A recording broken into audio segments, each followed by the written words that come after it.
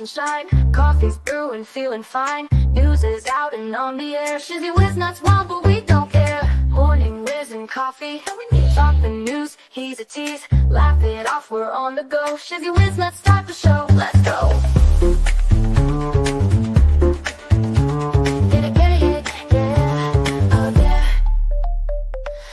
Spinning in the breeze, stupid jokes, he's such a tease. Sip the Java with a smile. Pants are off, but stay a while. Morning Whiz and Coffee. Talk the news, he's a tease. Laugh it off, we're on the go. Shizzy Whiz, let's start the show. Let's go.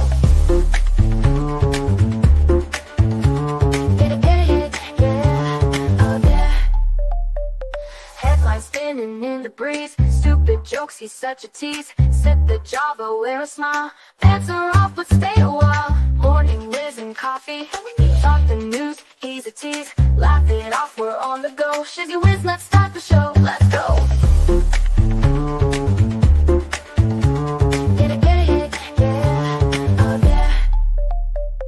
Serious is overrated. Every day we're caffeinated. Talk the town, but in a jest. Morning Whiz is always best.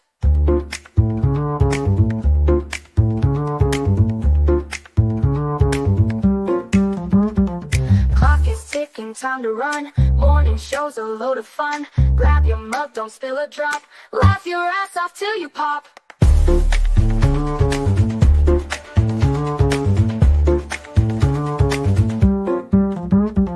Clock is ticking, time to run. Morning show's a load of fun. Grab your mug, don't spill a drop. Laugh your ass off till you pop.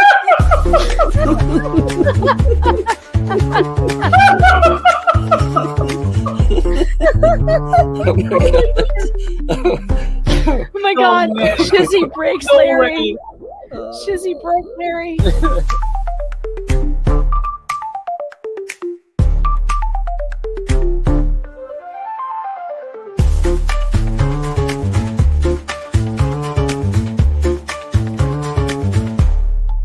Oh yeah.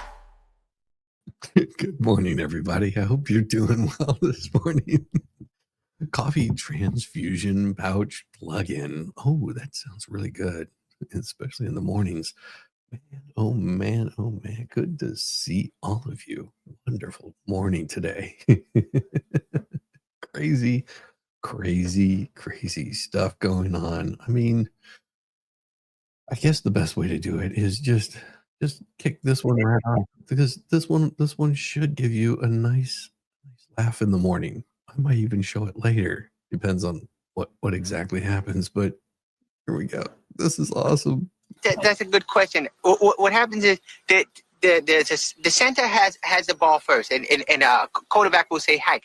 That's when the center puts the ball into the hands of the quarterback. So what I'll do is I start tackling the quarterback unless he get the ball to somebody else, in which case I'll try to tackle that person.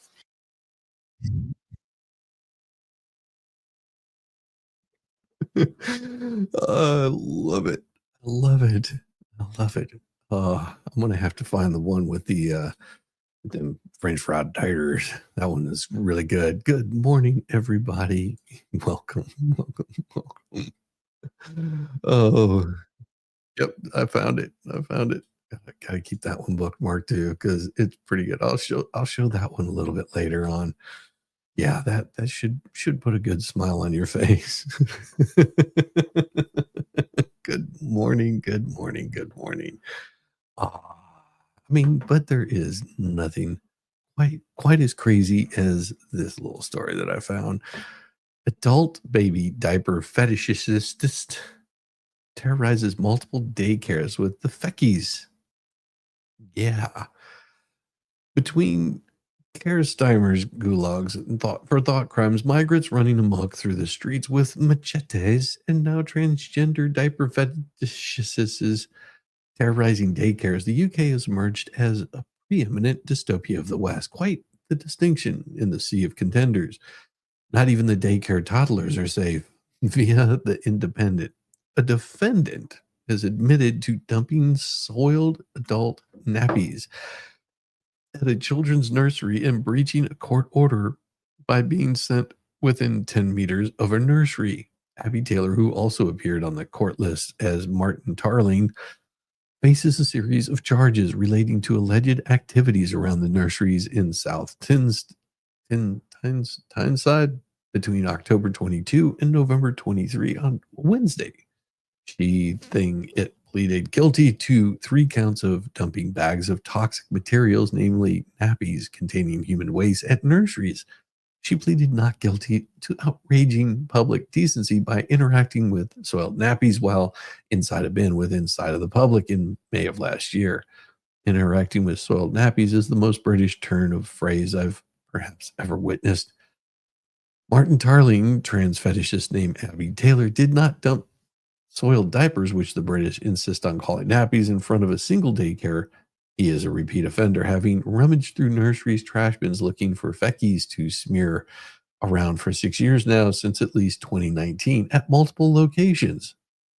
Bemused staff at Cleveland Nursery caught sight of Taylor's legs sticking out of the bin in May of 23, close to where the nappies were left.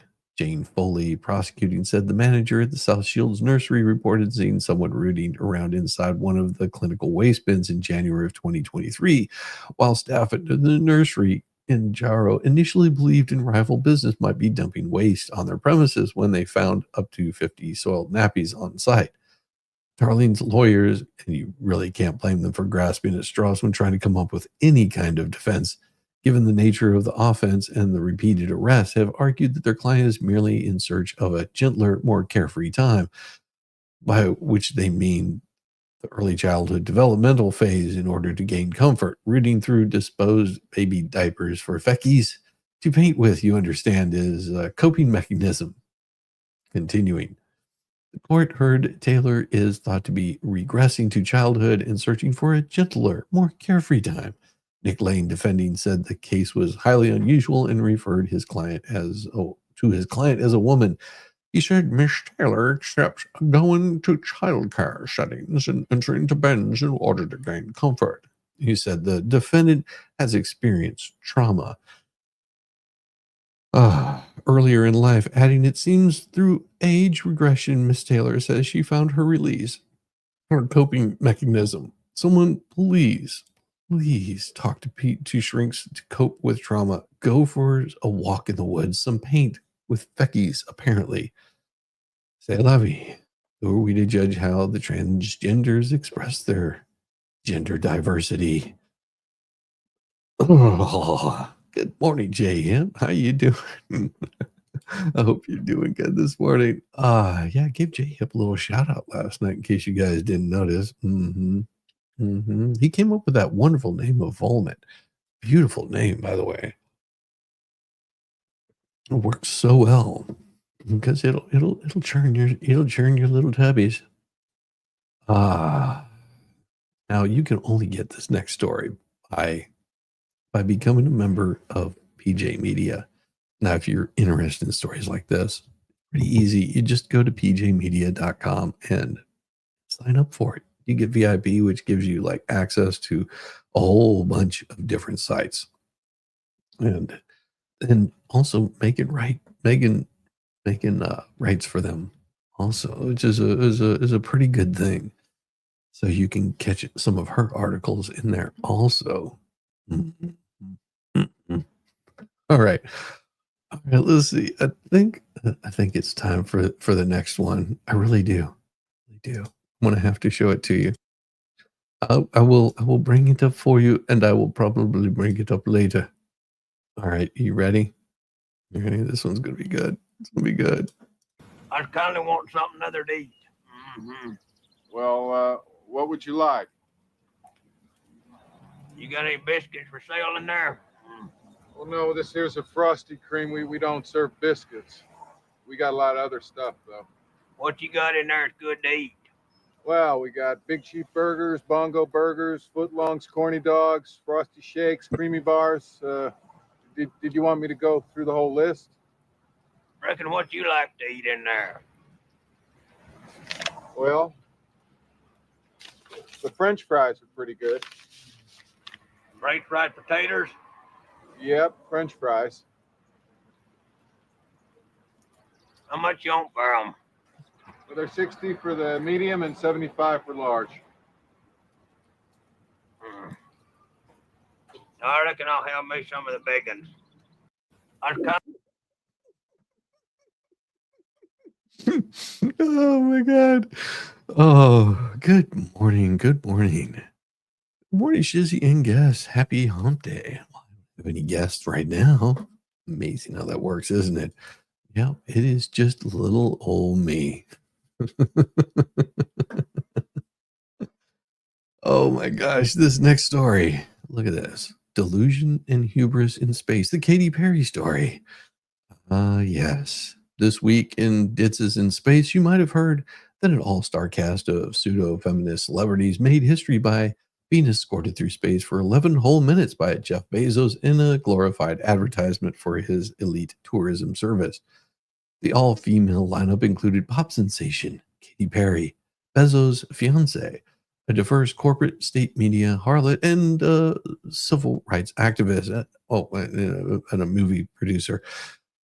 Katy Perry kissed the dirt when she landed, the least cringy public display she's made since returning, some might say, unfortunately, to Earth. Oh my God. That is so wrong. That is so wrong. It kills me. It kills me. To prepare for the harrowing 11-minute jury, Perry allegedly brushed up on her Carl Sagan. Perry spoke with Associated Press at her Southern California rehearsal space on Wednesday, days before she was set to leave for training in Texas. I'm talking to myself every day and going, "You're brave, you're bold, you are doing this for the next generation to inspire so many different people, but especially young girls to go, I'll go to space in the future. No limitations," she said. Perry said she has been psychologically preparing for the space flight by reading work from the late Sagan and other scientists, the smart ones. I would bet every last cent I have in the bank that this lady has never touched a Carl Sagan book and very probably had no idea who he is before her publicist or whoever put the talking point in her mouth. Once in space, Perry led a rousing rendition of "What a Wonderful World" for her shipmates. But it got even worse. Anyone hoping that the majesty of space might have conferred some modicum of humility or capacity for greater consciousness on Katy Perry's part were sorely disappointed as soon as she opened her mouth on Good Morning America for the debriefing, at which time she informed the world that she and her feminist crusaders were making space for the future and that the journey was about love and belonging.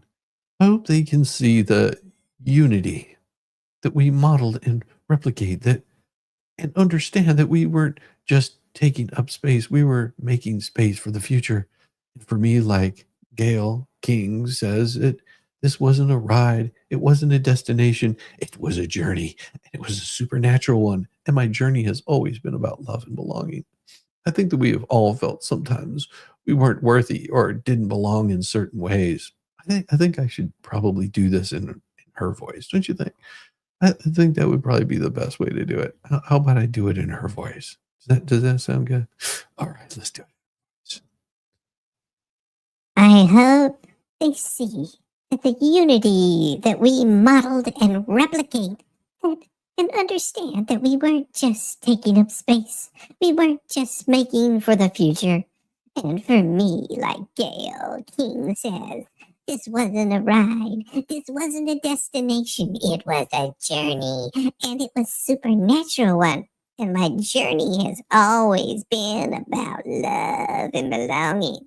I think we have all felt that sometimes we weren't worthy or didn't belong in certain ways.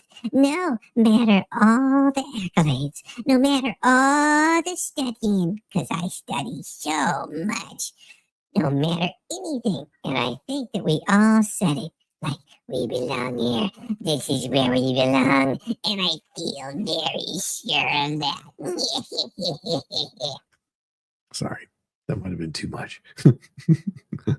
I met a 30-something future cat lady in Amazon who talked just like this. The new age gibberish, the upward inflections, the delusions of profundity, the whole 9 yards.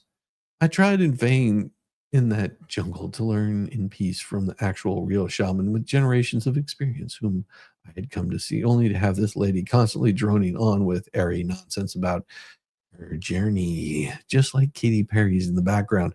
She was preparing to return to Columbia University. I was forced to learn to offer courses to other future cat ladies about all the indigenous wonders she had discovered in the Amazon, except that she hadn't discovered any at all beyond her superficial understanding, because she literally never stopped talking, mostly about herself. Yeah, here we go. I gotta watch this. This is hilarious. I hope they can see the unity that we modeled and replicate that and understand that we weren't just taking up space, we were making space. No, you're always taking up space, lady. Sorry. For the future. And for me, like Really? Gail said, this wasn't a ride, it wasn't a destination. It was a journey, and it was a supernatural one. You were in outer space for 11 minutes. 11 minutes. Yeah, it was a Bezos ship. Yeah. Bezos. And my journey has always been about love and belonging. And I think that we have all felt that sometimes we weren't worthy or we didn't belong. And Okay. You're talking about like 90% of the human population, like at some point in time, has probably felt that they didn't quite belong. But in certain ways, no matter all the accolades, no matter all the studying, no matter anything. And I think today we all said it, like, we belong here. you were in outer space for 11 minutes. This is where we belong, and we feel very sure of that. So I think that you'll never know the vastness of outer space. You'll never actually touch that vacuum in outer space. You'll just be, one of those poor plebs that has to stay on this planet and never gets a chance to look all across from one end of the earth to the other. Makes you feel very small, insignificant. the amount of love that you have inside of you to give and to receive until the day you launch, because you're leaving all the love behind and you're surrendering and you're hoping that you get another chance to love them again. And so when you come back down, You were up for 11 minutes. Tell you what, it would be like a long roller coaster. Okay. There you go. Long roller coaster. Is she saying she belongs in space? If so, I agree. Well, she is full of space. you're like, oh, I get another chance and I'm going to Oh do my it. God. Now I'm crying. Okay. Oh my God, now I'm crying. Oh, so what? So what? Did you? Now, I don't know if everybody got a chance to see the little what they called odd little space. Whenever she got back, that one just about killed me. Just about killed me. It was quite humorous to see how guard. Where is it? Yeah, I'll find it at some point in time. But yeah, where she opened up the little hatch before she was supposed to. Oh, they got lambasted for that one. Yeah. Yeah, that one was quite humorous. He comes back and lady comes up there and she opens up the door and, you're not supposed to do that. Now, there's been people saying they don't believe she went to space. Well, there's a possibility that that's not true, but I don't know. I mean, I wasn't there. I mean, I don't find it very interesting. So we slung some famous people into outer space. Hooray for them. Premature hatulation. She visits outer space daily. I bet she does. Yeah, the whole shaman thing, no. But of course, we have We have this shaman right here, or should I say master of shams. The top of the briefing. Happy Wednesday, dear Cruiser Morning Briefing friends. The Democrats would like to have people believe that current tariff drama has given them an opening to facilitate their return to political relevance. The drama, of course, has been created by them as a smokescreen to cover for the fact that they still don't have any ideas that they can help the United States of America. It's merely the latest step in their dance of self-delusion, and no doubt playing out well among the coastal media bubble. Denzians, all of whom are reality averse, while continuing to redefine adrift. The Democrat Party and its flying monkeys in the mainstream media have been blathering on about a struggle with messaging and the search for a new leader. The latter is really going to be rough for them, as I explained in a recent column. They're feigning excitement for their up-and-comers, but the sales pitch is weak. They lack the star power. That lack of star power may explain why they desperately decided to get the crypt keeper out of his pajamas, throw a little Adderall in him, and have him read a speech. This is from Scott. Joe Biden is back, making his first comment since blanket pardoning his whole family and getting booted out of the White House. The ex-president spoke this evening to the National Conference of Advocates, Counselors, and Representatives for the Disabled, and the crowd erupted in wild, passionate, raptured indifference. I'm shocked that he's speaking at nighttime, White House Press Secretary Carolyn Levitt told reporters beforehand. I thought his bedtime was much earlier than his speech tonight. Well, Biden wasted no time in getting the train to jump the tracks of him launching a speech into, while his intro music is still playing loudly, once again blissfully unaware of what's going on around him. It was classic Sir Sniff-a-Lot. The MSM Lapdog's coverage of the speech was a prime example of the left's ability to forget recent history when it's inconvenient for them, after months of blaming Biden for Camel Toe's defeat and giving unquestioning, glowing reviews to books about his mental decline written by members of their own ranks. They decided that he was A-okay again. The New York Times proclaimed that Biden forcefully defended Social Security, while the Washington Post said that the former president appeared fit. Either Biden has made a remarkable turnaround, or the dinosaur media propagandists are intent on continuing their lying ways. It was lying about Joe Biden that contributed to the Democrats' debacle last year. So they've come full circle. Instead of looking inward, making that much needed change, they've decided to rest on their failures. Joe was probably quite thrilled when he was given his post-speech baggie of Cheerios. What he doesn't know is that the Democrats haven't given his place under the bus to anyone else yet. He'll be back there soon enough. Contributions to the mailbag of magnificent. Oh yeah, here we go. Discovering its tail. Oh, gotta see it. Yeah, there you go. Wow, almost got it. Almost got it. Look at that. Look at that thing.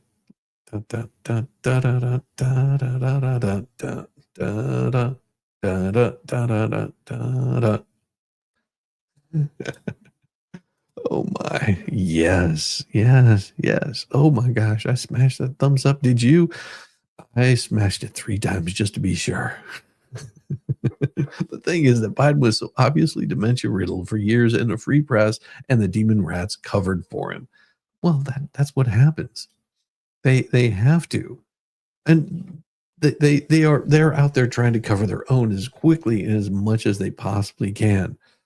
Sadly, the free press is one of the constitutional safeguards against tyranny, but you'd never know it the way that they act. That is very true. Very true indeed. Well, let's bring up this one here. Boom. The feds refer Letitia James to the Department of Justice for criminal prosecution. Wow.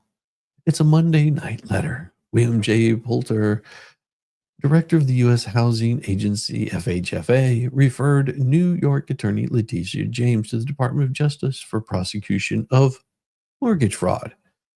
We're talking about Letitia. No one is above the law. James is a poster child for a weaponized justice system that tried to sandbag and impoverish Donald Trump and put him away for the rest of his life. As they say, if you're going to take a shot at the king, you better not miss. Or in this case, you better not have an apparent pattern of fraudulent real estate transactions.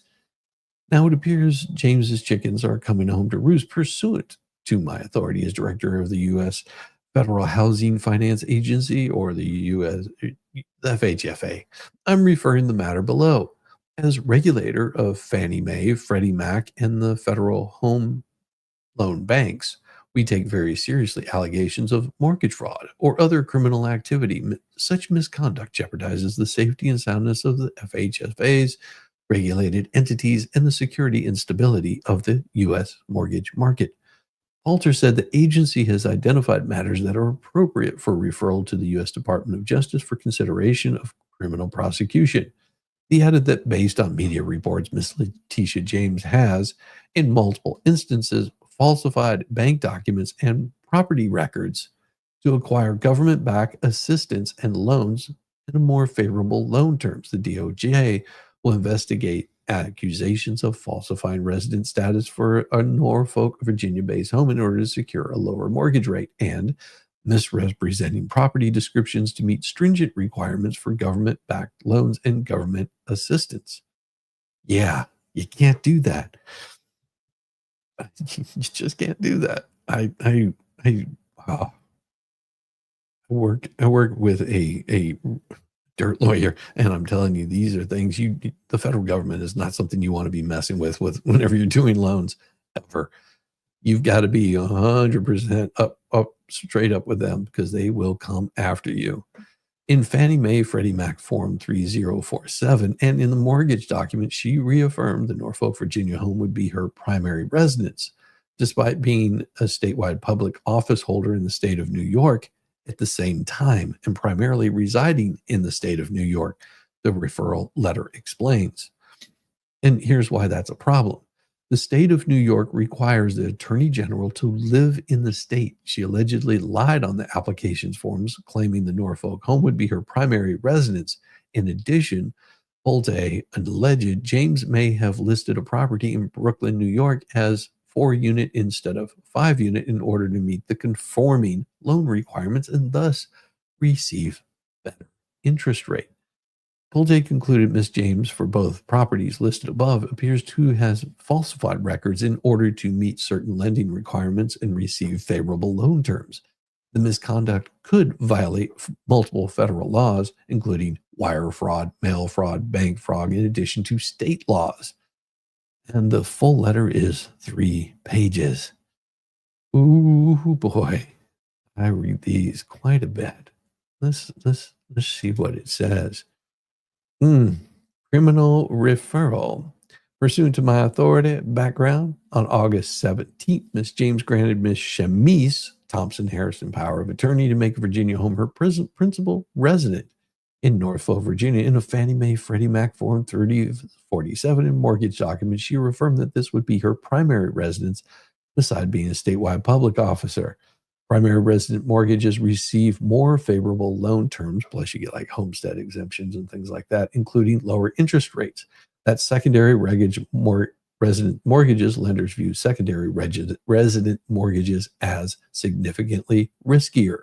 The borrower is more likely to continue paying off a primary resident mortgage during any financial hardship. Interest rates on secondary residence mortgages are typically between 0.25 and 0.5% higher than their primary resident counterparts. However, this gap can widen depending on the lender.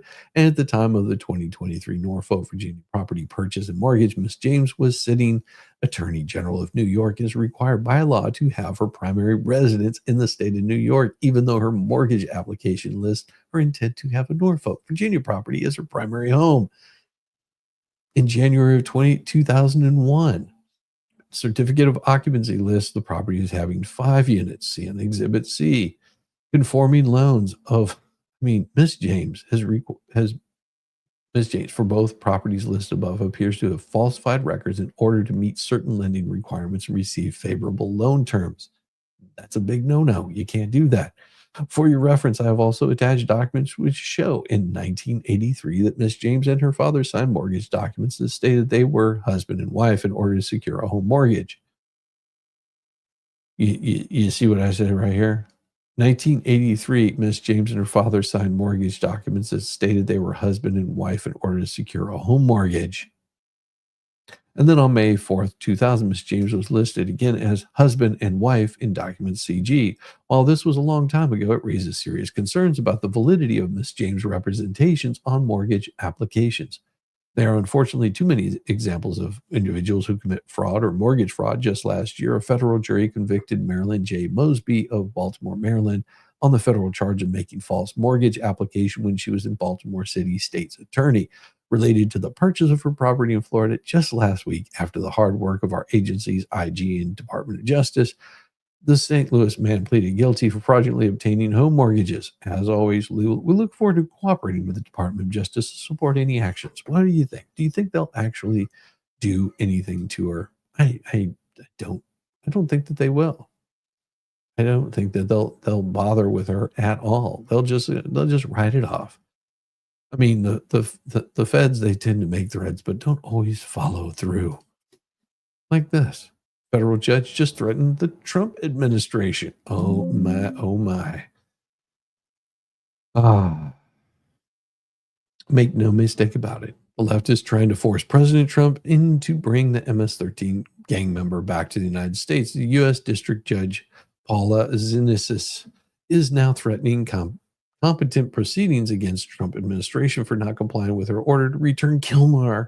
Oh, we read about this guy yesterday.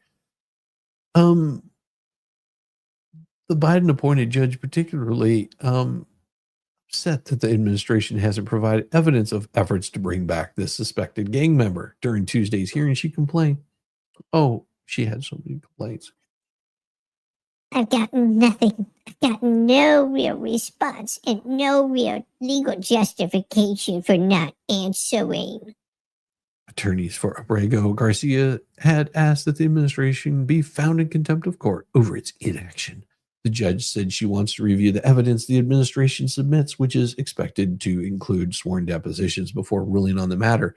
She ordered officials from Immigration and Customs Enforcement, the State Department, and the Department of Homeland Security to sit for the depositions, and for the administration to hand over documents by the end of the month to see what steps its way to comply with her order. Naturally, the liberal media is portraying Garcia is some innocent victim of an administrative error, but they conveniently gloss over the serious concerns about his background. Garcia was a foreign terrorist. He is an MS-13 gang member. He was engaged in human trafficking, White House Press Secretary Carolyn Levitt explained Tuesday, setting the record straight. He illegally came into our country, and so deporting him back to El Salvador was always going to be the end result.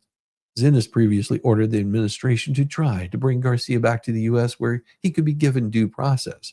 The Supreme Court partially affirmed her order last week, saying Garcia's removal was illegal and that Zinni's order properly requires the government to facilitate Garcia's release from custody in El Salvador and to ensure that his case is handled as it would have been had he not been improperly sent to El Salvador. Well, during the Oval Office meeting Monday between Donald Trump and Nayib Bukele, the Salvadoran president told reporters that he would send Garcia back to the U.S., calling the question preposterous. But what about the judge's previous ruling that supposedly bars Garcia's deportation? The administration position is clear. As a member of MS-13, which Trump has designated as a foreign terrorist organization, his removal was both legal and necessary for American safety. The left is desperately trying to paint a different picture. They point to the judge's opinion questioning the evidence used to identify him as an MS-13 member. This case perfectly illustrates the ongoing battle between Trump's commitment to law and order and activist judges trying to obstruct his immigration policies and now threatening the administration with contempt proceedings. This is judicial activism run amok. And it does have to stop. He was wanted in his home country. Biden admin gave him protection from extradition. Now they got him, and they aren't going to give him back. Exactly, Steve. That is absolutely correct. But you know what time it is? It is time to grab yourself a nice, fresh, hot cup of coffee. And on top of that,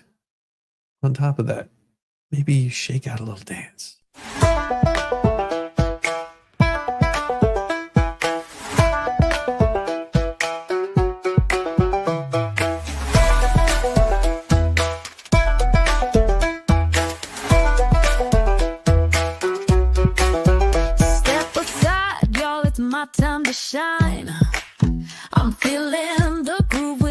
hips of mine.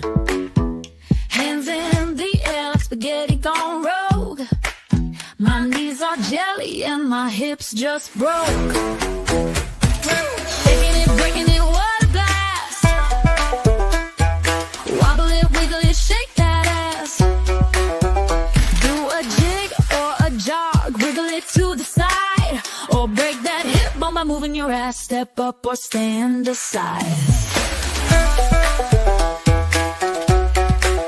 My shoulders pop like a rusty hinge. My fingers point like they're on a binge. Twirl like a tornado, then drop real low. It's not planned, it's a shit sideshow. I've got the rhythm of a clock that's broke. My dance floor moves are a big effing joke. Shaking it, breaking it, what a blast. Wobble it, wiggle it, shake that ass. Do a jig or a jog, wiggle it to the side, or break that hip bone by moving your ass. Step up or stand aside.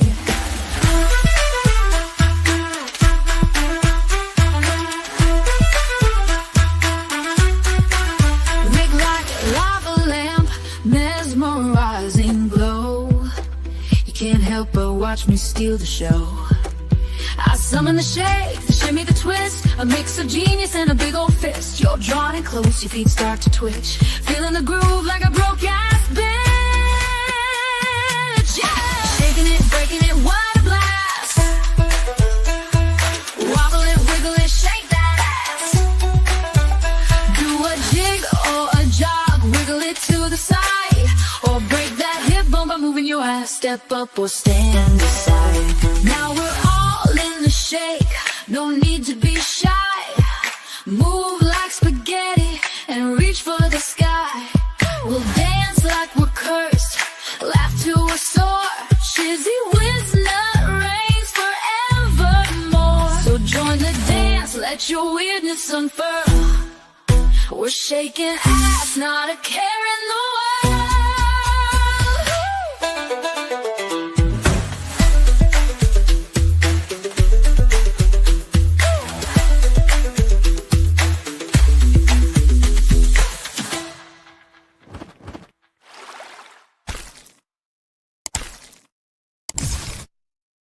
Ah, yes. Governor Newsom gets wrecked by reality when he tries to take a victory lap on lowered California crime rates. How do you know California's Governor Gavin Newsom is lying? Either his mouth is moving or he's posting something on X. And this is the latter. Crime in California dropped in 2024. Violent crime, robberies, aggravated assaults, homicides, property crime, auto theft, burglary, larceny.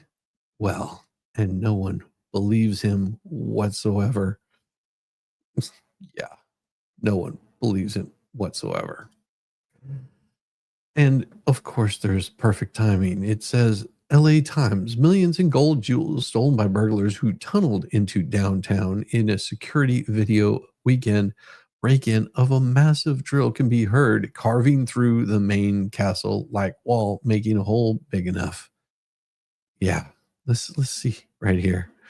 From I hate this. Give me a second. We're doing a bit of this and go in here and turn off the JavaScript so I don't have to look at that crap. And there we go. And refresh the page. Oh yeah, because I hate dealing with that crap. This one right here. It says the FBI is now working with Los Angeles police to investigate a jewelry heist that involves thieves tunneling through multiple walls to break into a downtown Los Angeles jewelry store over the weekend. Millions of dollars of gold and jewels were stolen from a downtown jeweler's two enormous safes after burglars tunneled into the Broadway shop through multiple reinforced walls, police said. In a security video of the weekend break-in, a massive drill can be heard carving through the main castle wall, making a hole big enough for a person to slip through to enter Love Jewels, Reina de Oro on Broadway and 5th Street. Los Angeles police say that the thieves on Sunday night cut through a room next to the gold merchant on, let me close that right there. There we go. The thieves took about $10 million worth of merchandise. The FBI's major theft task force is assisting LAPD on the probe, according to FBI spokesperson Laura Myler. LAPD Captain Raul Jovel, who oversees the department's central division, said the thieves tunneled into the building through the Roxy, a small movie theater next door. They went for some really thick old walls. They went into one small room and then through the second wall. This was serious digging. Jovel said initially he thought it was only about $5 million in jewelry was stolen, but officials now believe it was worth north of $10 million was taken. In recent years, burglars have entered jewelry stores through rooftops. Joven said tunneling, while rare, is unheard of. A business in a fashion district was burglarized through tunneling thieves. And last summer, they stole dozens of guns tunneling into a store. The jewelry store, which has heavy security, is known for being the source of bling for rappers, artists, and some gangsters. And on social media, the store boasts images of personal necklace tributes, gold Rolex, white watch straps, diamond-encrusted miniature AK-47s, M4 trinkets, and enormous racks of gold chains. The theft is in the latest of cinema-style high-profile capers that have seen millions in cash, gold, or diamonds stolen while the suspects avoid detection. In 2022, as much as $100 million in jewels was stolen from Brink's Big Rig as one guard and another went into a gas station. A gang of thieves made off with the massive haul within a 27-minute window. Then in March of last year, thieves stole as much as $30 million from Garda World's similar cash storage facility. Los Angeles police responded to the 3 alarms in the facility during the biggest heist in the city's history on Easter weekend, but the criminals remained undetected. In the latest downtown tunnel caper, LAPD investigators say the burglars, after emptying, cut the security camera feed, and there are no images of them from the inside the business. However, LAPD forensics experts are examining the scene for fingerprints and DNA. LAPD investigators examined recordings and determined the heist began about 9:30 p.m. Sunday, but the burglar crew would have been cutting into adjacent properties earlier. The jewelers discovered the theft Monday morning when they arrived at their shop. I bet they were pretty damn surprised. Burglars have taken to digging their way into vaults since at least the 1980s. Back then, there was a crew known as the Hole in the Ground Gang that tunneled under 3 Los Angeles area banks, zipping around underground in all-terrain vehicles. They broke into 2 of the banks, making off with about $270,000 and the contents of safe deposit box worth potentially millions. Last March, thieves tried to tunnel into a jeweler at the Topanga Canyon Plaza in Chatsworth. According to LAPD, the owner was working and triggered the robbery alarm despite being in the middle of the night. The thieves had broken through multiple walls in a neighboring salon and another business to reach the jeweler's interior walls. Crazy stuff. The criminals literally tunneled into downtown Los Angeles jewelers, stole millions, and they say crime is down. They are 100% fudging the numbers here. It sure is, because that's what they're doing. When you ignore crimes, crime rates go down.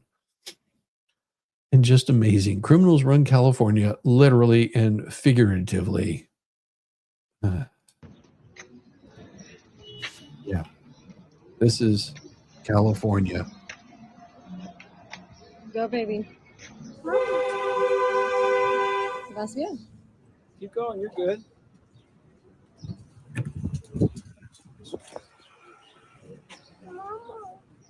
Yeah, just imagine this is what you have to look at every single day. And of course, it says no crime whatsoever. Tell that to Lowe's, Walmart, Walgreens, Target, and hundreds of other similar retail businesses. They're just greedy for not letting mobs of thieves steal their products. Sorry for what you invested in security. We're making a prison hotel. How much am I paying in increased property insurance, electricity, and sales taxes now? Stop squeezing the taxpayers. We have little to nothing left to give. But no, they will just continue to squeeze. Nobody heard anything but the noise of the jackhammers. No, nobody talked about it.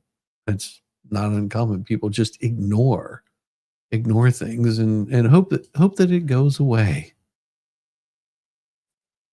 And there probably wasn't too many people in downtown anyway, except for, homeless people. What are they going to say? Who's going to listen to them? There's going to be a lot of jewelry that never existed listed as stolen. That does happen too. Oh, nobody heard anything with jackhammers. I saw this one. Giving up north Good to having Shizzy. Deep, sensual voice to listen to. Oh, you're driving up north? Well, thank you very much, Nick Starr. I hope you're having a happy, safe day. I really do. I really hope that you're having a happy, safe day. You know, I've got to get together with Nick again sometime. Need to have him on over here. Oh, you know, I loved his April Fool's Day prank. That was pretty good. Showed his shaved head, Nick. It was scary. It was scary, but it was pretty damn good. It was like, I think I cut something too much off. Yes. And do have a safe trip, Nick. I appreciate you. It's morning Whiz. Big Letitia is in big trouble. She will sing like a bird. Nah, she'll just get motions made to punt it down the road until it actually comes for her. I mean, this is typical with the political ruling class that like to do that kind of thing. A Democrat laments IRS layoffs in Happy Tax Day message. That's right. Yesterday was tax day. We did get some good news because never mind. It's no secret that the Democrats are the party of higher taxes and bigger government. Congressional Democrats voted in 2022 to add 87,000 more employees to the Internal Revenue Service, IRS, to expand the power over American taxpayers. One Democrat is decrying the Trump administration's efforts to loosen the IRS grips on taxpayers. Abigail Spanberger, the Democrat running against Lieutenant Governor Winsome Earl Sears for the governor of Virginia, took to X on April 15 to wish everyone a happy tax day. To quote my friend and colleague, Sarah Anderson, let me just start by saying that there is nothing, and I repeat, nothing happy about tax day. If you're wishing me a happy tax day, you better be joking or sarcastic. But that's what Spanberger did with complete sincerity.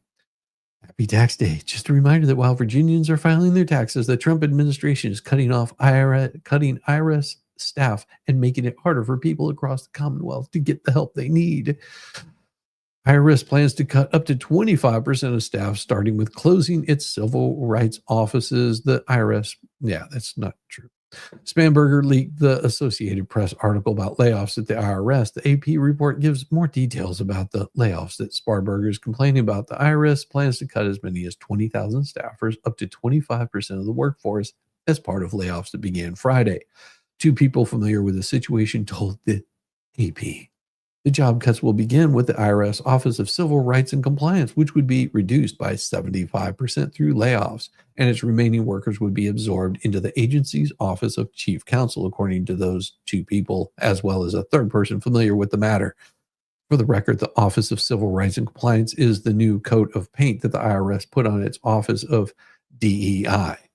But there's more to the layoffs than just that one office. A Treasury spokesperson who spoke on the condition of anonymity to previous Treasury plans said Friday that staffing reductions are part of the larger process improvements and tech innovations that will allow IRS to operate more effectively. Rolling back Biden-era hiring and consolidating support functions are intended to more efficiently serve the public, a spokesperson said in a statement. Only a Democrat would not root for more bloated, less efficient bureaucracy. Yes, Earl Sears calls Spanberger out for her ridiculousness. You can't just make this up. Earl Sears posted on X, only a DC politician like Spanberger for Virginia would defend the IRS on tax day after voting to hire 87,000 agents to wring every damn dollar out of you. And she's not the only one calling Spanberger out. The FOO is also calling him out. She wants us to be grateful for the IRS helping us. No, really. Virginia Democrat candidate Spanberger praising the IRS on tax day goes hilariously wrong. The IRS isn't here to help Americans. All that agency is here for is to get as much of yours and my money as it can. Read the room, abs. Americans voted for lessen the burden that the federal government places on their lives. They're cheering for fewer IRS bureaucrats, not more. Such bull.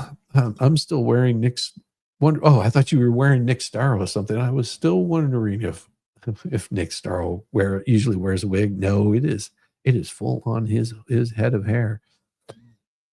It is full on his head of hair. Civil Rights Office and IRS, we don't need that. Everyone has to pay taxes. Oh no, it was for diversity, inclusion, equity. It's amazing that that's what they didn't name. It was diversity, inclusion, and equity. Just imagine the short term for that. Wouldn't have been DEI. It would have been DIE. Ooh, I guess that would have been too much for him. No one believes that these IRS employees are actually looking at your filings. Absolutely not. No, they're looking at everything. We have signs on the hood showing huge refunds based on how many kids you have. Don't pay a dime, get a huge refund. Yeah, that's something that's been going on for quite some time. It was a problem. Ever since welfare got involved in it, it is a crazy, crazy thing. But times are getting tough for people. Times are getting really tough. That's the sound of puckering in Southern California after DOJ says it will find where homeless billions went. Talk about a cash flow. Over the past few years, California bureaucrats, regulators, and voters have turned on the spigot to solve homelessness, and no one, not even auditors, seem to know exactly where the 24 billion, that's a billion, billion went. A flood of money was sent everywhere and nowhere. Further, when no one except me and a few other small government types and some taxpayers seems to be interested in what happened to all that money. Until now, the DOJ is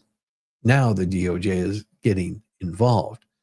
$24 billion. Can you fathom how much money that is? Well, me neither, which was why I asked Perplexity AI to show me what 24 billion looks like in $100 bills. It will cover 16,538 cubic inches, which is the equivalent to, take a breath, 10 standard 20-foot shipping containers each, or roughly half the volume of an Olympic swimming pool, or 16.3 miles high if stacked on top of each other. If you had to lose 10 20-foot long containers full of $100 bills, how would you do it? Well, someone figured it out because it's gone, and all California got for all the spending was a 32% increase in homeless people.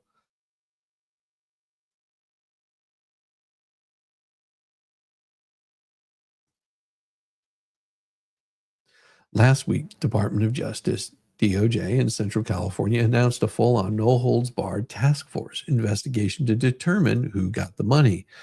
The investigation by U.S. Attorney Bill Seeley will look into all aspects of how that money was spent in the Central District of California. That area sadly does not include San Francisco, but does include an area covering 20 million Californians in Los Angeles, Orange, Riverside, San Bernardino, San Luis Obispo, Santa Barbara, and Ventura counties. It's funny, we wrote a song called San Luis Obispo. That's hilarious. To give you an idea how serious it is, the announcement of the criminal investigation into missing billions is listed under the public corruption area of the DOJ website. This is a criminal investigation, so we're led to believe that contrary to the audit, which resulted no consequences, people could go to jail for this. This time, the pucker factor is high. I said pucker with a P. The task force will comprise of federal prosecutors from major fraud section, the public corruption and civil rights section, the civil division, civil fraud section of the United States Attorney's Office for the Central District of California. That's a freaking mouthful. Assisting the U.S. Attorney's Office will be the FBI, the DOJ, Department of Urban Housing Development Office, HUD, and IRS Criminal Investigation. Oh, snap, they brought in the IRS. Exactly 1 year ago, I reported on the audit of the state's homelessness expenditures. It was honed in two areas. And he wrote, meanwhile, back at the audit, the bean counters looked at the two cities to determine how they spent the money, San Diego and San Jose. They're putting the accent over the E these days, of course. Equity, you understand. Accounts were examined. Neither city could definitively identify all of its revenues and expenditures related to its homelessness efforts because neither has an established mechanism such as spending plan. to track and report its spending. Although both cities provide tens of millions of dollars for homelessness programs and services through agreements with external service providers such as nonprofits, neither city evaluated the effectiveness of its agreements. So I conclude that the town, once known for naval efficiency and tech masterons to Silicon Valley, couldn't count. Statewide, the audit found that the California Interagency Council on Homelessness stopped tracking spending and failed to evaluate whether all that spending was helping actual homeless people. Indeed, homelessness increased in those 7 areas. Asaley says there is plenty to investigate. Los Angeles County alone contains a homeless population of more than 75,000, of which more than 45,000 are within the city limits of Los Angeles. The total homelessness population of the remaining 6 counties in the district exceeds 20,000. Despite voter approval initiatives and billions of dollars spent on tackling this issue, homelessness remains a crisis, especially in Los Angeles County. Last month, a court-ordered audit found that the homelessness services provided by the city and County of Los Angeles were disjointed and contained poor data quality and integration. There we go. Ooh, that was a tough word for me to read. And lacked financial controls to monitor contracts for compliance and performance. That quarter audit showed that nothing had changed from the previous year. Los Angeles Mayor Karen Bass, horrible, and she welcomed this new DOJ investigation, but she doesn't want it used as a fishing expedition. Well, shit, lady, that's too late. That last audit was bad enough. It turns out that the latest audit found you didn't even have to stick your pole in the water to find any fish. You could bring those crazy cat fishermen in, and all they'd have to do is stick their hands in the water and bring up the big fat ones over and over and over. That audit found that LA County and the city didn't keep track of the money, didn't know where it was being spent, and had no way to check it. Furthermore, they didn't have a strategy. It turns out that the throw everything against the wall and see what sticks methodology doesn't work. It was utter chaos. Was this the actual intentional chaos to hide payoffs to friends, newly created nonprofits, NGOs? California has spent more than $24 billion over the past 5 years to address homelessness, called the United States Attorney Bill LSE. But officials have been unable to account for all the expenditures and outcomes, and the homeless crisis has only gotten worse. Taxpayers deserve answers for where and how their hard-earned money has been spent. If state and local officials cannot provide proper oversight and accountability, well, we'll just do that for them. If we discover any federal laws were violated, well, we will just make arrests. I've seen up close how California has biffed the homelessness issue. State regulations have changed in the past 10 years that require fewer accomplishments from drug addicted and criminal homeless. Indeed, you get what you pay for. If you don't require addicts, which most of them are, to go to meetings or give community service to receive services, then you get more drug tourists who come for the freedom to enjoy the weather and the free stuff, all without having to work for it.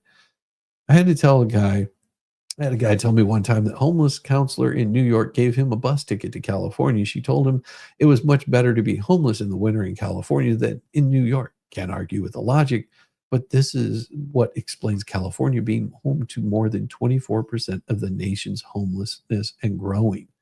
We hope somebody who pilfered this money for self-serving reasons will go to jail. We hope the DOJ punishes people for what they did. We also hope that the de facto excuses we've been hearing recently, the oopsie, we're incompetence, isn't an excuse for the very real graft likely going on here. Somebody needs to be locked up, and their faces need to be on the front pages of every newspaper displayed on nationwide TV and overwhelmingly the algos on all social media. But those crazy DOJ catfishermen, and well, finally, there's a reminder. Burning a 16.3-mile high stack of $100 bills under the pretext of helping isn't actually helping. It's, what's that phrase again?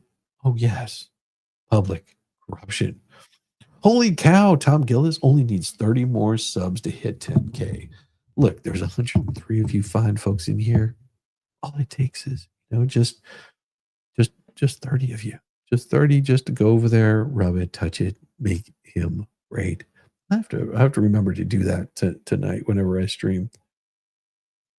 The coffee flows well with me this morning, young Daniel-san. Good morning. Good morning. Good morning. Quick, more accounted for the money, unaccounted for the money at the problem. Yeah, well, it's the money's fault. It's the money's fault. I've got two more interesting stories here that I think are going to be pretty interesting. Well, hopefully they'll be interesting. We'll see. Hit that like. Oh yeah, hit that like button. It does help out. Love it. Hold it close and hold it dear. But only hit it once. But if you're going to hit it again, at least hit it another time after that. It really helps the algorithm. But this next story is so interesting.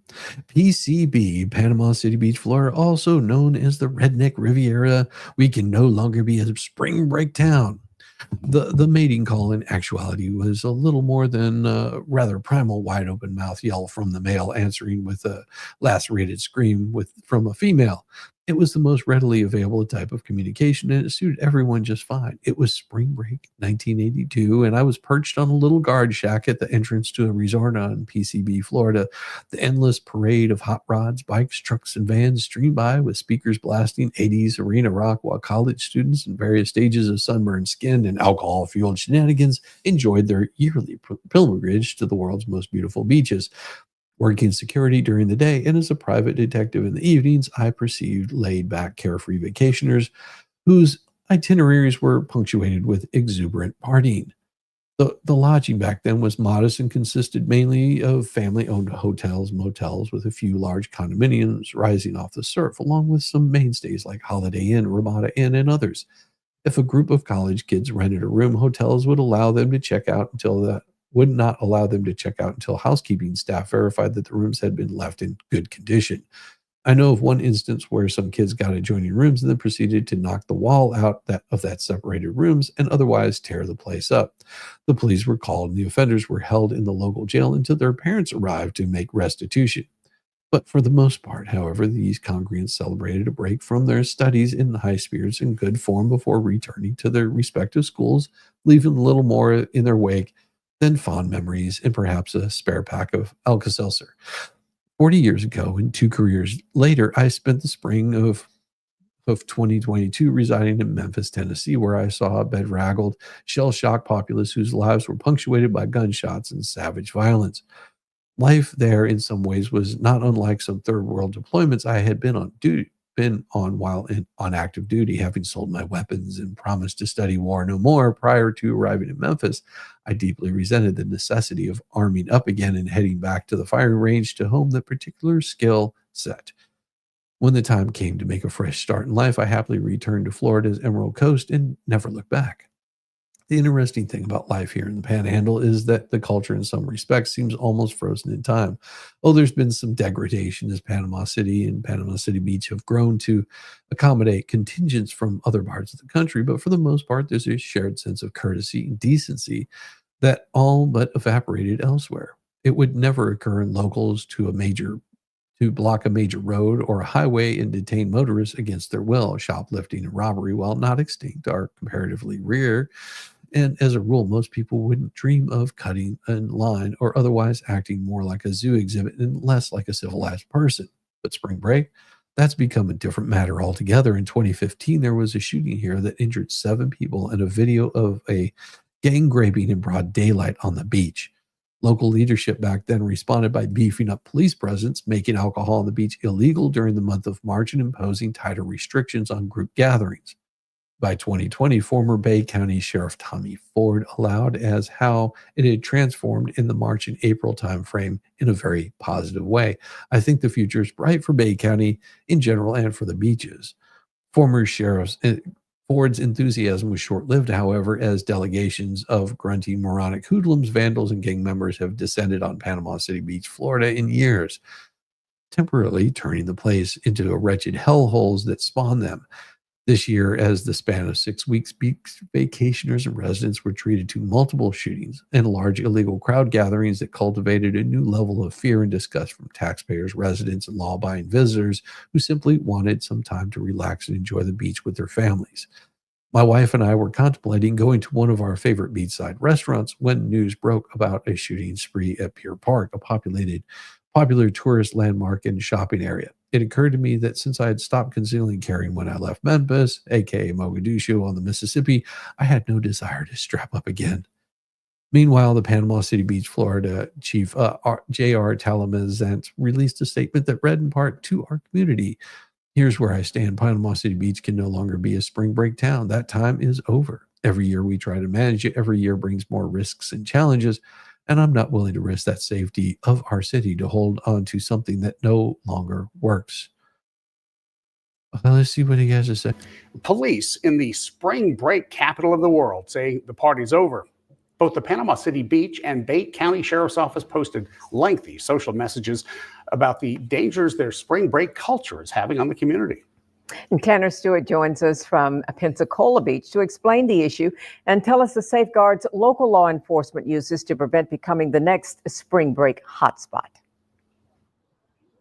It was very calm here on Pensacola Beach tonight. And as you remember, a month ago, we had a ride along with the Beach Patrol here to give us a look at just how they prepare for spring break and how they deal with it. Now, over in Panama City, the sheriff has said that a decade ago, they made some changes and they have seen some progress to the rowdiness, but they have to keep going. And as the Panama City Beach police chief put it, the good visitors can stay, but the quote, idiots have to find a new beach.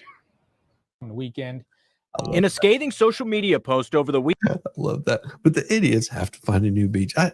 And for me personally, I that was the first time for me to be at the time it was called the Gulf of Mexico. Now it's the Gulf of America.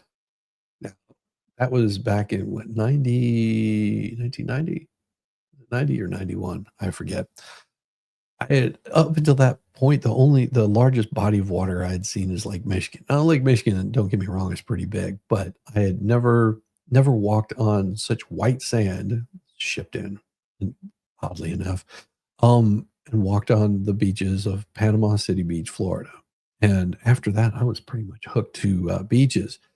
Since then, I found out there's different beaches, different areas. Panama City Beach, Florida. I don't like the beaches. They're great. You live a mile from Lake Michigan. Yeah, I've swum in Lake Michigan in September, and I think it shriveled me up really, really quick. I was very young at the time, so there wasn't much shriveling to do, but it was pretty damn cold. I do remember that. That was in September. Oh my God, it was cold. I mean, we used to take trips to, lakes and things like that. I've been to like the Dells in Wisconsin and things, all that kind of stuff. But needless to say, the first time that I walked, I stepped off the tour bus and stepped onto, we pulled up at, oh God, what was the name of the club? I also saw 38 Special there, like 10 years after that. It was pretty hilarious. But walked on that beach. I decided that the beach is a place where I wanted to be. Yeah. Michigan weather never breaks. I was in the pool. It was shrinkage. No, it was some serious shrinkage. That was very cold. Ooh, it was cold. But yeah, I don't think I was in the water for more than like 2 minutes and got out pretty damn promptly. I think I might have gotten sick too. I don't know. I was pretty young. But I will tell you that I've enjoyed multiple beaches. I mean, even so much that I went and got certified as a diver because I like the water. I like the salt water quite a bit. So it was interesting to me to find like the beaches of South Carolina were really, really awesome. And of course, my wife turned me on to those hard packed beaches, which tend to not have as much you don't get all, because man, it just wears you out walking on those beaches in almost winter still almost winter still winter in construction. Michigan's 4 seasons. That's about correct. Beaches are cool. I was too young to remember California one. Daytona and PCB are so different. Yeah, Washington State is awesome. Boulders and rocks, even trees to the water line in some places. Yeah. My wife and I will make a trip at some point in time to Washington State. And that's what she wants to do. I think she has a friend there that she went to law school with. And it's cold water all summer long here on Lake Michigan. Yeah, try it in September. Yeah, Gets cold. Gets really damn cold. But let's hear what this guy has to say. Weekend, Panama City Beach Police Chief J.R. Talamantes writes, Panama City Beach can no longer be a beach town. That time is over. The post comes in response to many arrests made over the last month for underage drinking, fighting, and firing weapons. Bay County Sheriff Tommy Ford doubled down on the message, insisting they're attracting the wrong kind of visitors for an annual tradition. It's unclear how much mayhem was caused during spring break, though the concern raises questions. If the spring breakers are turned away from Panama City Beach, what will keep them from migrating west to other local beaches? It will. It does tend to, push them in other directions. I know that every year they had spring break for. It was really odd because they called it Black Spring Break. And they called it also another thing called Freaknik, where it was spring breakers would come into Atlanta and they would drive around through downtown Atlanta. They would, there was multiple shootings. There was women that were violated multiple times. There was traffic was at a standstill where you couldn't get an ambulance through. People couldn't get to work, basically shut down Atlanta. And it was pretty bad. And they put a kibosh to that. Where did everyone go after that? Don't know, don't care. But it made my life a lot easier being close to that area where I didn't have to try to route my daily drive to work to avoid, people that wanted to just go and party and, sit in bumper to bumper traffic for hours and hours on end. Imagine a traffic jam that's just never ending. Yeah, it was pretty bad. Really bad because ambulance services couldn't get through because, well, they had nowhere to go. It was bad. Just look it up sometime. Look up what happened at Freaknik. And I think the last mayor or governor or something like that of Atlanta shut it down and said, nope. They blocked off the interstate where people couldn't exit. And the only way that you could exit is if you had business in that particular area. It was really bad around Georgia Tech and I mean, it just extended everywhere. New Zealand is just beaches. Angela Glenn. Yeah. Grew up at in Mad Beach Seminole High School. Awesome. Destin is roughly 50 miles from Panama City Beach. The Okaloosa County Sheriff's Office tells me it's not immune from the rowdy crowds. This post from March shows a truck bed full of beer with a reminder to follow the law this spring break. With around 500 arrests made this year around Destin, I'm told that number is actually below normal. The sheriff's office says it's a testament to their zero tolerance policy. And Escambia agrees. I think it's just a mentality. We're not going to tolerate lawlessness. Multiple arrests caught on camera at Pensacola Beach this spring break, though we're told both incidents were isolated. Sheriff Chip Simmons says few problems arose this year, and there are two key components to help that: manpower and messaging. The sheriff says once a beach becomes known for looser rules, it's hard to stop it. Getting out in front of the problem is key. We really cater to the wild crowds that may come to a beach and cause problems. It starts months beforehand. We have meetings with the Santa Rosa Island Authority. We talk about manpower. We talk about how many overtime dollars we have to spend. We put our bicycle unit out there. We have four-wheelers. We meet with the rental companies. There's a difference between having fun and committing a crime. There's a difference between enjoying your spring break and then not being considerate of others. Escambia County Commissioner Ashley Hoffberger says the vision for Pensacola Beach just simply doesn't fit the mold for an out-of-control spring break season. If you look at our hoteliers and the events that we bring in, we really focus on that family unit. She suggests Pensacola Beach doesn't cater to the type of visitors that raise problems in Panama City Beach. The beach does so much for our economy, so much for our community. 15% of the jobs in Escambia and Santa Rosa County are from tourism, which is mostly based out at the beach. So I want to make sure that we continue to invest in that. The Panama City Beach Police Chief says they'll be having serious discussions over the next few weeks with stakeholders and city leaders on just how to go about addressing the future of the beach there for spring break, saying it won't be an overnight fix, but they have to start somewhere. Sheriff Simmons here in Escambia County and County Commissioner Ashley Hoffberger confident that we have the safeguards in place to continue on with the culture that we do have here at Pensacola Beach. Yeah, and this is interesting. Nothing strikes fear in your heart like a bicycle unit.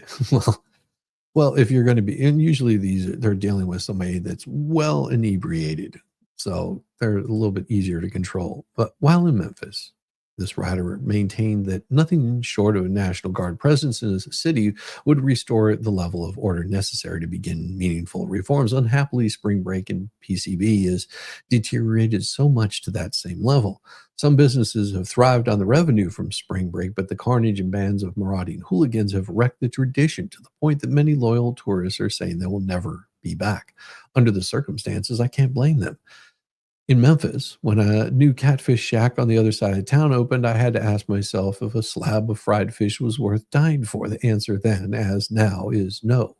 Local leaders need to diffuse the danger here, or they will face the same situation that Memphis, Atlanta, Montgomery, Detroit, Chicago, etc. face, where those who can leave do so, taking their tax revenue with them as the city descends into the abyss. Happily, Bay County is still at its core a place where courtesy is the rule rather than the exception. These folks won't smile meekly and make excuses or blame the weapon rather than miscreant holding it. Places like this are becoming fewer and more difficult to preserve, but if any part of the country can restore and maintain culture of a law-abiding respect, we can do it here. Dave Carter is a contributor at PJ Media, The Federalist, and Ricochet, a retired military veteran. He served in security forces as senior military historian, author of over 40 volumes of Air Force histories. He deployed throughout Asia, Europe, Middle East, and also accompanied air crews on combat missions in order to record combat events from participants' perspective. A former radio host and private detective, Dave also logged in 1 million miles while driving an 18-wheeler across the country. He resides with his wife in PCB, Florida, where he hosts the Dave Carter Show podcast and writes on culture, current events, and life's many adventures. And you can find more about Dave Carter. Just give him a look up. We have the pollen festival here in the South. Yes, we do. I guarantee you. Right now, it's the oak pollen, and it's all over my gutters. I'm gonna have to go and blow that crap out. Friday. That's my day. They must not like our beaches. Well, our beaches are quite beautiful. Beaches are quite beautiful. All right. We've got another one. You know, speaking of college and all those kinds of things, we've got this next story right here coming up. It is leftists got nasty with the UGA college Republicans, but the group vows to fight back. College Republicans know when they have an uphill battle on most campuses, especially at public universities. Academia has turned as far away from conservative and republic values as possible, and campuses can be hostile towards anything that doesn't toe the far left line. Still, it's always good for conservative students to find community with each other, and these college Republican groups do the yeoman's work of helping students discover important issues and connect with candidates. The College Republicans chapter at my alma mater, University of Georgia, helps young Republicans connect and engage. But the UGA College Republicans, or UGACR, recently ran into a buzzsaw of tacky, ugly left-wing nastiness.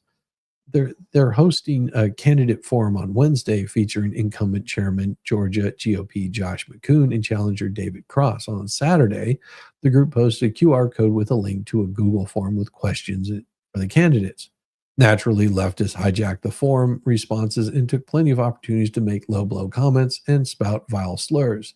Here's the sampling, including the horrific misspellings, and believe me, these are the mildest ones, and the only few that I can publish on a family site with a modicum of dignity. How many vaccines do y'all have? How long did it take to potty train Josh McCoon? How many drinks would it take to kiss Trump? What medications are the speakers currently on? Should college Republicans' executive board get state-sponsored plastic surgery to look less ugly? Which member of your executive board looks the most inbred? Is your executive board suffering from fetal alcohol syndrome, or are you just all inbred white trash? Is white trash worse than trailer trash? If Republicans were normal, would they still inbreed? Should all Republicans drink gasoline with breakfast? So classy, so charming, am I right? These are just the ones without profanity or perverted sexual references. UGACR is vowing to get even. The executive board issued a press release on Facebook. We posted a Google form so students could submit respectful questions to our Georgia GOP chair candidate form. Instead, we received a flood of vile, hate-filled attacks, including anti-Christian bigotry, racial slurs, the personal threats. Let's be very clear. We have the data, we have the screenshots, and we're reporting every individual involved to the dean of students. We're demanding immediate disciplinary action for this coordinated harassment.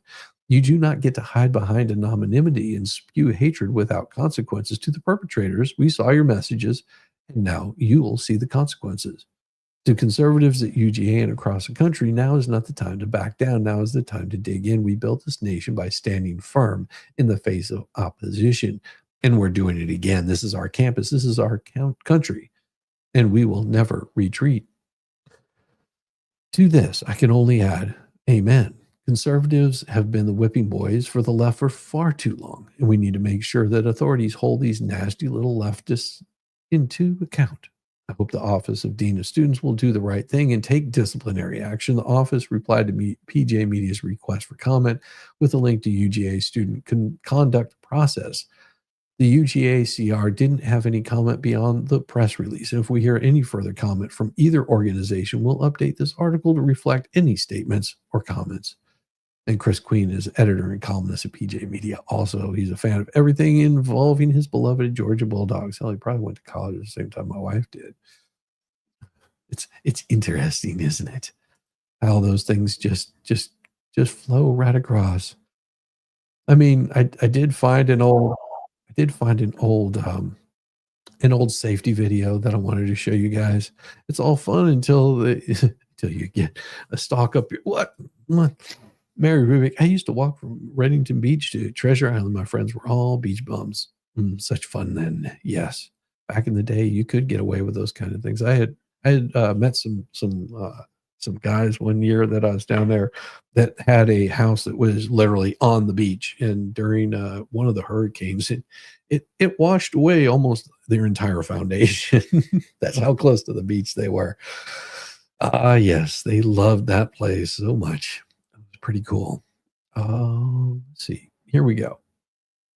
1980s work safe commercial.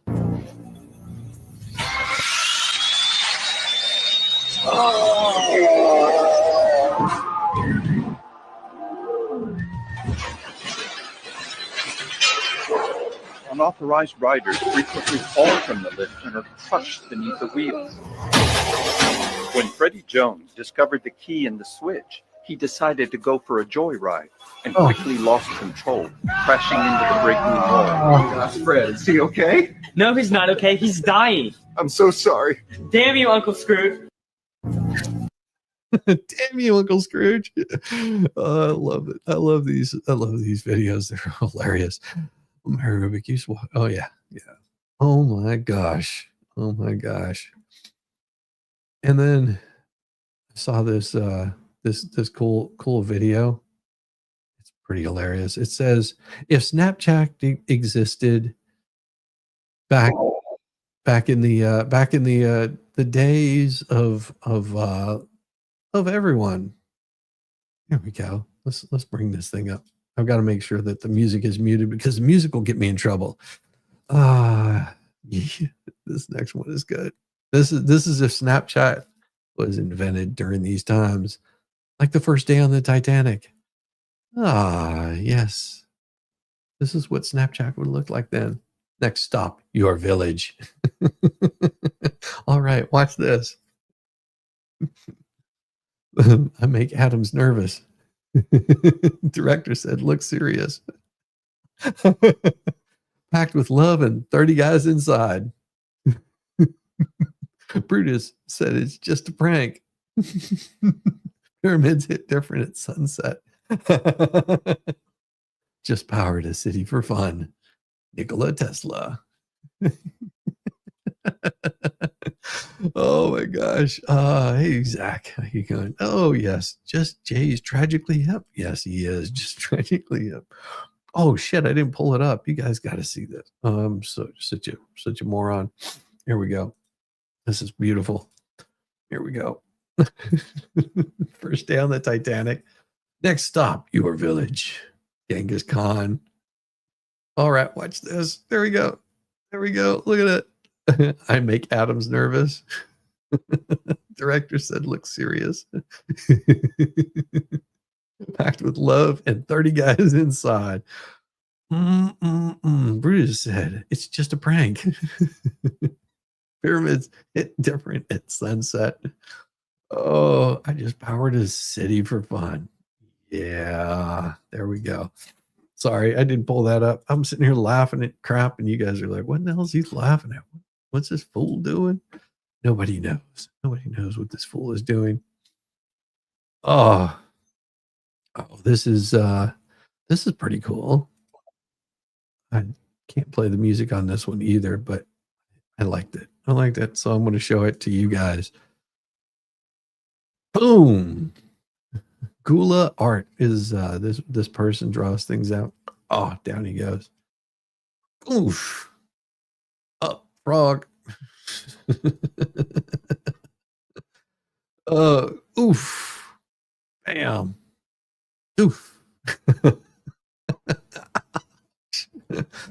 Oh, this is awesome. I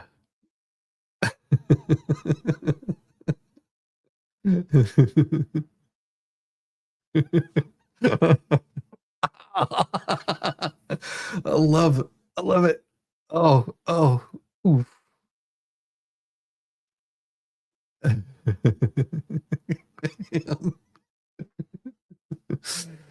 Oh. God. Yes. Oh. Oh.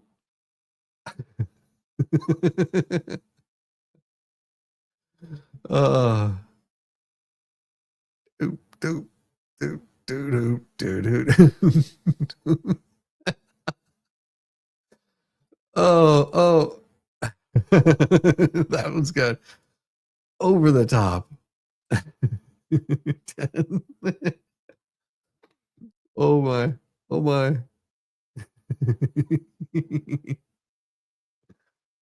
Oh no. Oh.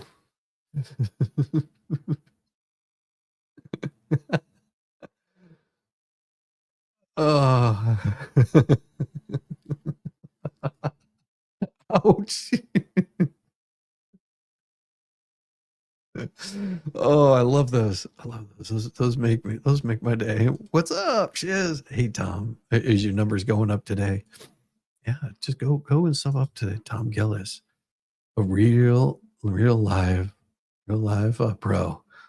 But I got two more I want to show you. One of these I showed the other day, but I got to show it again because it's so damn hilarious. I have to show it again. Here we go.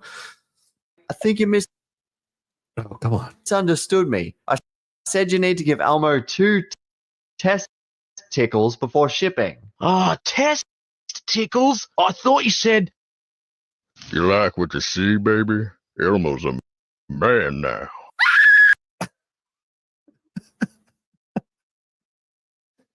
Oh my God. And the last one, if it's going to play, we will see. I wanted to show this one yesterday. That's great. 24 more. Awesome. 24 more. That's beautiful. Can someone drop a link? Yes. Zach, drop that link in there. I think Tom Gillis might be able to drop one in there also. I think that I made him a motto here. Well, all grown up is scary. Yeah. Wait until you see Cinderella or Snow White. What is it? It's one of those two. I think it's Snow White. This is Snow White, right? Here we go. You're gonna like this one, Tom. This one is for you, Tom. I kind of want something other to eat. Well, what would you like? You got any biscuits for sale in there? Well, no, this here's a Frosty Cream. We don't serve biscuits. We got a lot of other stuff, though. What you got in there is good to eat. Well, we got Big Cheap Burgers, Bongo Burgers, Footlongs, Corny Dogs, Frosty Shakes, Creamy Bars. Did you want me to go through the whole list? Reckon what you like to eat in there? Well, the French fries are pretty good. French fried potatoes? Yep, French fries. How much you want for them? So they're 60 for the medium and 75 for large. I reckon I'll have me some of the bacon. I was kind of Oh, they need to stop with the AI. It's killing me. Oh my gosh. Oh my gosh. Yes. He's cute. He's cute. Oh my gosh. Well, that is drawing an end to the stream today.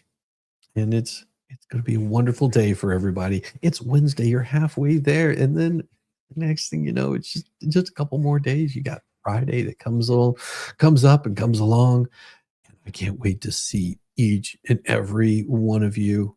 Oh, it's going to be a beautiful, you need to learn this AI stuff very soon. Nah, you don't need to learn it. You just need to you need to team your voice over to that. That would be pretty funny. Oh, that would be funny, Reed. That would be very funny. But we do have an end that unfortunately does have to happen. And know that tonight we should have another interesting stream. Yesterday was a blast. I had the wonderful Megan Fox stop by and chat, as did Jeremy. He stopped by and chat. And then, of course, the wonderful vocalizations of that horrible, awful Yamaha biker that's so mean and so cruel. We had a great time last night. I think we went through 4 letters. Yeah, there's going to be more. I've also got some other letters that will be written. Just pay attention. You'll probably see them come. The ones we did last night will probably be released over the next few days. So if you missed last night's stream, which I recommend going back and watch, because watching the real time and watching what Chad has to say is always a blast. If you missed it last night, there will be those will be standalone videos that you too can watch time and time again and enjoy just for fun. Making a whole series of them. I love watching you. Well, thank you so much, Debbie. We enjoy it. We enjoy you watching us. Sounds weird, but true. It is true. We do enjoy having you there. Everyone, I want you to have a good day. And I'm going to be sending you over to, I think, Mo's streaming. So I'll probably be sending all you fine folks over to go see Mo in the Deep End, or it might be J-Hip. I don't know who all's streaming today, but I'm sure somebody is, and I will find a place to put you before the stream ends. I'll let you know. Everybody, have a good day. See you soon. Bless your heart. I thought I was the only mentally challenged one here.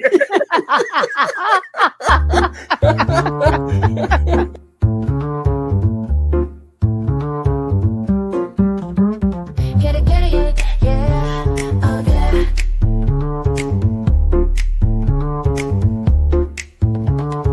Early morning, rise and shine. Coffee's brewing, feeling fine. News is out and on the air. Shizzy Whiz nuts wild, but we don't care. Morning Whiz and Coffee. Talk the news, he's a tease. Laugh it off, we're on the go. Shizzy Whiz nuts, start the show. Let's go. Get it, yeah, oh yeah. Headlines spinning in the breeze. Stupid jokes, he's such a tease. Sip the Java, wear a smile. Pants are off, but stay a while. Morning Whiz and Coffee. Talk the news, he's a tease. Laugh it off, we're on the go. Shizzy Whiz, let's start the show. Let's go. Get it, yeah, oh yeah. Headlines spinning in the breeze. Stupid jokes, he's such a tease. Sip the Java, wear a smile. Pants are off, but stay a while. Morning Whiz and Coffee. Talk the news, he's a tease. Laugh it off, we're on the go. Shizzy Whiz, let's start the show. Let's go. Get it, yeah, oh yeah. Serious is overrated. Every day we're caffeinated. Talk the town, but in a jest. Morning Whiz is always best.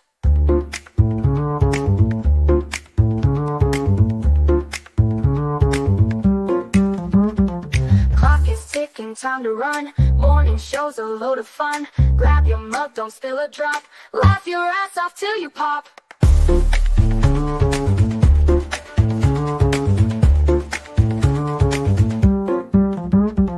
Clock is ticking, time to run. Morning show's a load of fun. Grab your mug, don't spill a drop. Laugh your ass off till you pop.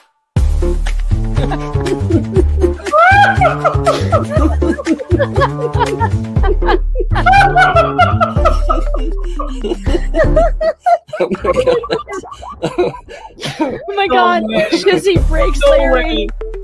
Shizzy broke Larry.